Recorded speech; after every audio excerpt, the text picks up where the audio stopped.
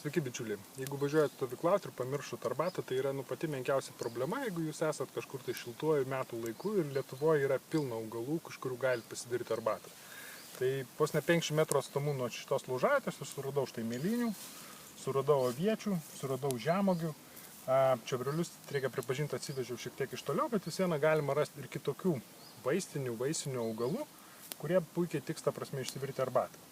Bet jeigu esate jau šaltuoju metų laiku arba papuolėt, nežinau, į tokią nederlingą vietą, kur jau nei vienas iš šitų augalų net neauga, tai galite arbatai naudoti ir eglės šakeles. Čia yra pora tiesiog jaunai išsikalusių eglės šakelių ir iš jų galima išsivirti puikią arbatą. Tai tam tiesiog reikia absoliučiai nieko nedaryti, imam katiliuką su vandeniu. Dabar tas šakeles tiesiog įmerkiam į vidų ir jas pasliekam taip, kad jis būtų galima lengvai ištraukti ir nereikėtų tiesiog kovoti su spygliais. Ir kabinam virš laužų. Kai vanduo užvirs, palaikysim porą minutėlių, nukelsim ir turėsim puikią arbatą.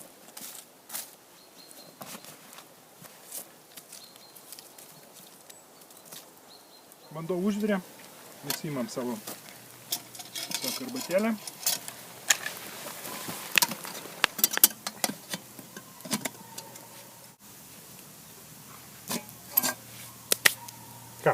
Labai patogiai tiesiog išmetam spyglius.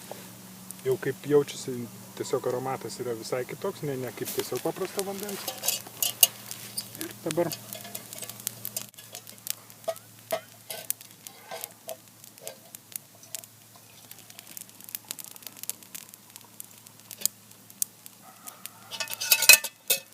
susipilam į puodelį ir tiesiog vandens spalva labai smarkiai nepasikeitė. Tiesiog tapo gal šiek tiek toksai žalesnis, rudesnis vanduo, bet šita arbata jau turi daug naudingų medžiagų ir viena iš jų yra vitaminas C, kurio eglės turi daugiau net negu mums įprasti apelsinai ar kitos kažkokios tai tiesiog daržovės vaisiai.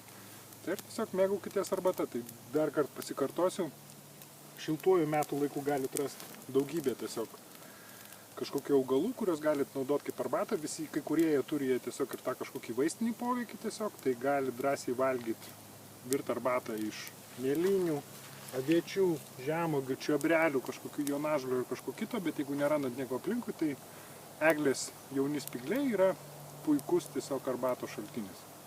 Skanaus.